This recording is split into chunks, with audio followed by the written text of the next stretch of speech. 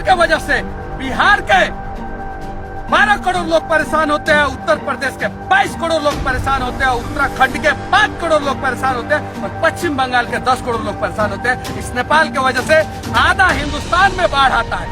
मोदी जी आदेश दो और साला उतारो यहाँ पे 100 भीष्म टैंक, 5 राफेल फाइटर और हमारा मिराज और सुखोई जो है उतार दो और चीन और पाकिस्तान से बाद में लड़ेंगे, पहले इस साला नेपाल को सबक सिखा दो।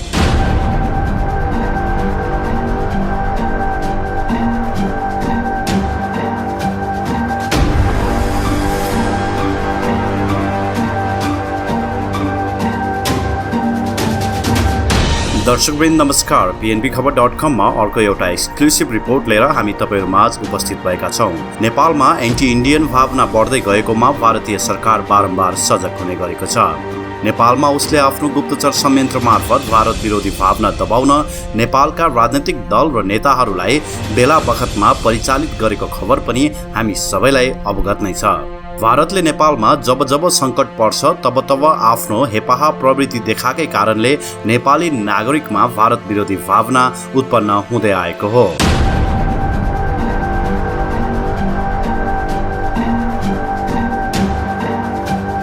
भारत त अस्ति भर्खर जन्मिएको 1947 मा, जम्मा 73 वर्ष भयो हैन, तर नेपाल त हजारौं वर्ष अगाडि जन्मिएको। त्यसकारणले गर्दा आजबाट के स्थापित भयो कि नेपाल भारतको छोटा भाइ होइन कि भारत चाहिँ नेपालको छोटा भाइ। भारतीय विस्तारवाद मुर्दाबाद, अमेरिकी साम्राज्यवाद मुर्दाबाद।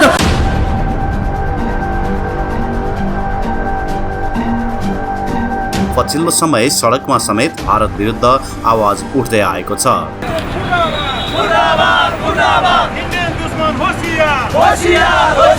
हिन्दू आतंकवादी मोदी मुर्दाबाद, मुर्दाबाद, मुर्दाबाद। हिन्दू का नाममा कलंक मोदी मुर्दाबाद, मुर्दाबाद, मुर्दाबाद।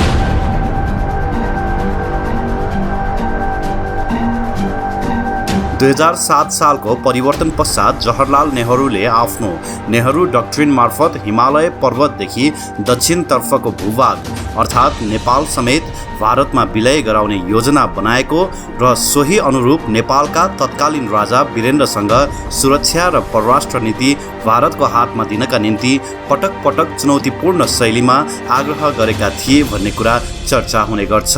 तर सो कुरा भारतले प्राप्त गर्न नसकेपछि यो वा त्यो बहानामा नेपालमा अस्थिरता निम्त्याइदिने र यसकै निरन्तरताको रूपमा 2046 सालको आन्दोलनमा समेत भारतको प्रत्यक्ष संलग्नता रहेको थियो भन्ने गरिन्छ।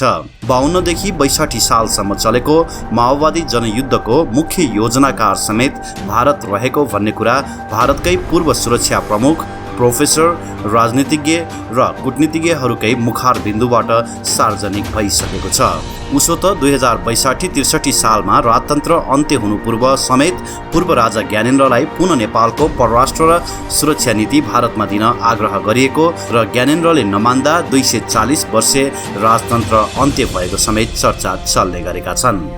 शाह वंशको विरासतको रूपमा रहेको श्रीपेच र राजदण्ड चिरकाल पर्यन्त सुरक्षित रूपमा राख्ने गरी संरक्षणका लागि आजकै मितिमा नेपाल सरकारको जिम्मामा रहने गरी मैले हस्तान्तरण गरेको छु। 2063 सालको अन्तरिम संविधान मार्फत नेपालका राजनीतिक दलका नेताहरूलाई प्रयोग गरेर भारतीय नागरिकलाई नेपाली नागरिकता दिन लगाउनु, 72 सालको संविधानमा भारतले भनेको कुरा नमान्दा नाकाबन्दी जस्तो अमानवीय हदखण्ड अपनाउनु र पछिल्लो समय नेपालको भूमि नै आफ्नो राजनीतिक नक्सामा राखेर नेपालको भूमिबाटै 78 किलोमिटर बाटो निर्माण गरिनु भारतको हेपा प्रवृत्तिको पराकाष्ठा नै मानिन्छ। यसको प्रतिफल नै आम नेपाली नागरिकमा भारत विरोधी भावना पलाउनुको मुख्य जड मानिन्छ। नेपाल भारत बीच कालापानी, लिपुलेक र लिम्पियाधुरा साथै अन्य विभिन्न स्थानमा सीमा विवाद बढ्दै गएको पछिल्लो सन्दर्भमा भने भारतीय नागरिकमा समेत नेपाल विरोधी भावना सिर्जित भएको देखिन थालेको छ। ये पूरा सामने दिख रहा है मोदी जी, मैं दिखा रहा हूँ आपको। ये सामने जो दिख रहा है ना मोदी जी, ये पहाड़, ये हिंदुस्तान का पहाड़ है जिसपे नेपाल का कब्जा है। सामाजिक सञ्जालमा भेटिएको यो भिडियोले आम भारतीय नागरिकमा नेपाल विरोधी आक्रोश अब सतहमै देखिएको छ। यद्यपि एकाध घटनालाई लिएर हामीले समग्र भारतीय नागरिकको भावना यस्तै हो भनेर किटान गर्दा भने अपव्याख्या हुन जाला। बिहारका मनिष काश्यप नाम गरेका एक व्यक्तिले कोशी ब्यारेज छेउमै आएर तयार गरेको यो भिडियोमा उनले भारतीय प्रधानमन्त्री नरेन्द्र मोदीलाई आग्रह गर्दै चाइना र पाकिस्तानसँग पछि युद्ध गरौँला, तर त्योभन्दा पहिला नेपाललाई तह लगाऊ भनेका छन्।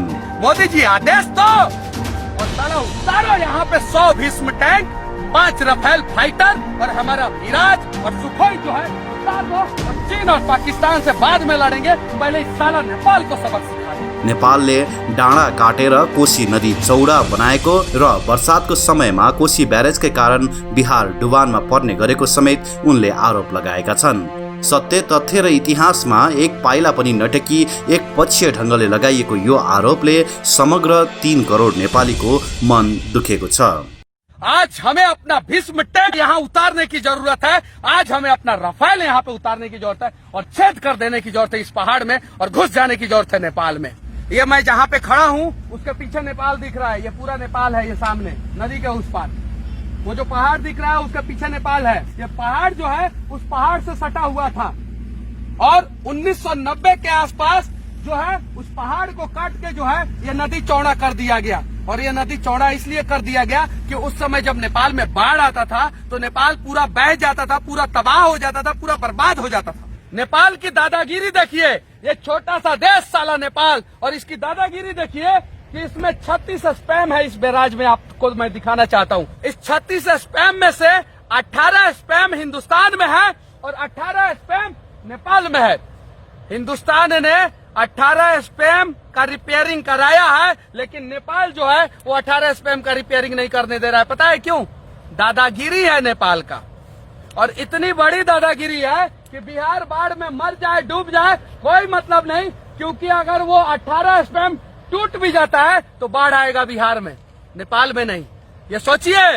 और इस बात को मीडिया नहीं दिखाता है कि बिहार क्यों डूब रहा है।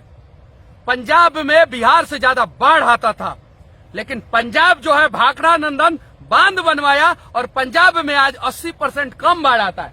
अगर ये जो है डायरेक्ट 100 किलोमीटर लंबा इस साइड बांध और उस साइड बांध बनवा दिया जाए, नेपाल जहां तक है वहां तक छोड़ दिया जाए और नेपाल के आगे बांध बनवा दिया जाए, तो बिहार में भी 80% कम बाढ़ आएगा। लेकिन वाल्मीकि नगर में नीतीश कुमार आते हैं, विकास करने के नाम पे विकास पैदा करने की कोशिश करते हैं वाल्मीकि नगर में, लेकिन ना वो विकास कर पाते हैं और ना ही विकास पैदा कर पाते हैं। नरेंद्र मोदी जी, आप राष्ट्रवादी सरकार के राष्ट्रवादी प्रधानमंत्री है, इस नीतीश कुमार के साथ मिलकर रहोगे तो आपका भी छवि जो है धूमिल होगा। ये पूरा सामने दिख रहा है मोदी जी, मैं दिखा रहा हूं आपको, ये सामने जो दिख रहा है ना मोदी जी, ये पहाड़, ये हिंदुस्तान का पहाड़ है जिसपे नेपाल का कब्जा है। ये पहाड़ के इस साइड हिंदुस्तान होना चाहिए, लेकिन इस साइड नेपाल आ चुका है। वो जो सामने पहाड़ दिख रहा है ना, उस पहाड़ के इस साइड हिंदुस्तान है। हम पाकिस्तान और चाइना को सबक सिखाने की बात करते हैं और ये साला टुटपुजिया नेपाल जो है हमारे लोगों पे गोली चलाता है। पूरे बिहार में सबसे ज्यादा जंगल जो है वाल्मीकि नगर में है, और नीतीश कुमार जी इस जंगल में मंगल करने आते हैं कि वाल्मीकि नगर का विकास करने आते हैं। आज तक वाल्मीकि नगर के लोगों को भी पता नहीं चला, बिहार के लोगों की तो बात ही दूर की बात है। पता नहीं प्रशासनिक अधिकारी जो है और नेता जो है, पता नहीं सरकार को बताते हैं कि नहीं बताते। ये डैम जो है जर्जर हो चुका है, अगर किसी दिन ये डैम टूट गया ना तो पूरा बिहार बर्बाद हो जाएगा। ये टुटपुजिया देश नेपाल जब हमारे साथ धोखा कर सकता है तो हमारे देश के पास रफेल फाइटर है, यहाँ पे तैनात किया जाए और सीधा डैम वहाँ पे बनाया जाए और वहाँ पे रोका जाए पानी, और इस साला नेपाल को सबक सिखाया जाए। इस नेपाल की वजह से पूरा बिहार जो है बाढ़ में डूब जाता है, मर जाता है। मैं ग्राउंड जीरो पे जाता हूँ और जीरो पे जाकर लोगों को बताने की कोशिश करता हूँ कि आखिर समस्या कहाँ है। मैं कोई पत्रकार नहीं हूँ, मैं एक साधारण बिहारी हूँ जो बिहारियों की समस्याओं से वाकिफ है और बिहारियों की समस्याओं के लिए आवाज उठा रहा है। ये पहाड़ इस साइड का और इस साइड का, अगर दोनों पहाड़ के बीच में जो है अगर एक गेट लग जाता है, जो ये सामने वाल्मीकि नगर बैराज दिख रहा है, वैसा ही बैराज लग जाता है अगर यहाँ पे, तो मैं दावे के साथ कहता हूं, ये नेपाल जो है बात बात में पानी छोड़ के बिहार को बर्बाद करने की धमकी देता है ना, ये साला नेपाल जो है बाढ़ में डूब के मर जाएगा। ये साला, ये नेपाल साला जब बाढ़ में डूब रहा था तो हमारे देश के नेताओं ने इस नेपाल को बचाने के लिए भरसक प्रयास किया और रास्ता दे दिया। और आज ये नेपाल ने धोखा हमारे साथ ये किया है कि नेपाल में जितनी भी नदियां हैं उस सारी नदियों को जोड़ के और पानी जो है हिंदुस्तान में छोड़ देता है। नेपाल का इतना हिम्मत और हौसला कब से हो गया कि ये साला नेपाल जो है हमारे देश के लोगों को गोली मार देता है और हमारा भीष्म टैंक जो है वो चुपचाप अपने घरों में सोया का सोया रह जाता है। मोदी जी आदेश दो और साला उतारो यहाँ पे 100 भीष्म टैंक, 5 रफेल फाइटर और हमारा मिराज और सुखोई जो है उतार दो और चीन और पाकिस्तान से बाद में लड़ेंगे। पहले इस साला नेपाल को सबक सिखा दो। इस नेपाल के वजह से बिहार के 12 करोड़ लोग परेशान होते हैं, उत्तर प्रदेश के 22 करोड़ लोग परेशान होते हैं, उत्तराखंड के 5 करोड़ लोग परेशान होते हैं और पश्चिम बंगाल के 10 करोड़ लोग परेशान होते हैं। इस नेपाल की वजह से आधा हिंदुस्तान में बाढ़ आता है और सिर्फ ये नेपाल साला जब डूबता था, मरता था तो हमारे पैरों पे गिरा था और आज जो है नेपाल जो है मनमानी कर रहा है। ये साला नेपाल में नमक का सप्लाई हिंदुस्तान करता है, नेपाल में अनाज का सप्लाई हिंदुस्तान करता है और यहाँ तक नेपाल में साला बिजली का भी सप्लाई हिंदुस्तान करता है। और यही नेपाल जो है हमारे लोगों को गोली मार देता है और हम चुप रहते हैं अपने घरों में। दुनिया का चौथा सबसे शक्तिशाली आर्मी हमारे पास है और ये साला नेपाल जो है ये हमें आंख दिखाता है। आज हमें अपना भीष्म टैंक यहाँ उतारने की जरूरत है, आज हमें अपना रफेल यहाँ पे उतारने की जरूरत है और छेद कर देने की जरूरत है इस पहाड़ में और घुस जाने की जरूरत है नेपाल में। तब जाके सबक सीखेगा ये साला और ये बाढ़ में हमें बर्बाद करता है ये साला नेपाल।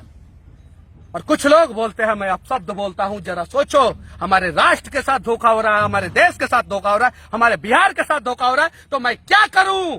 श्री रामचंद्र जी ने भी कहा था, गयो 3 दिन बीत भय भी न होत न प्रीत, और इस नेपाल को भय दिखाना पड़ेगा। और मनीष कश्यप आके जो है यहाँ पे हिंदुस्तान और नेपाल के बॉर्डर पे चिल्ला रहा है कि है हिम्मत नेपाली साले तो हिंदुस्तान में घुसो, हम तुम्हें सबक सिखाएंगे, सबक सिखाएंगे। जब तुम हिंदुस्तान के लोगों को वैल्यू नहीं करते हो तो हम क्या करें, तुम्हारा पूजा करें?